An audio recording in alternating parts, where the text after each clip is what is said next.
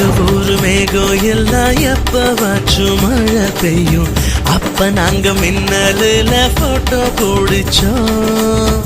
தொப்புள் கொடிய போலத்தான் இந்த ஊரை வாழ்ந்தோம். வெயில தவிர வாழ்க்கையில வேற என்ன அறிஞ்சோம்.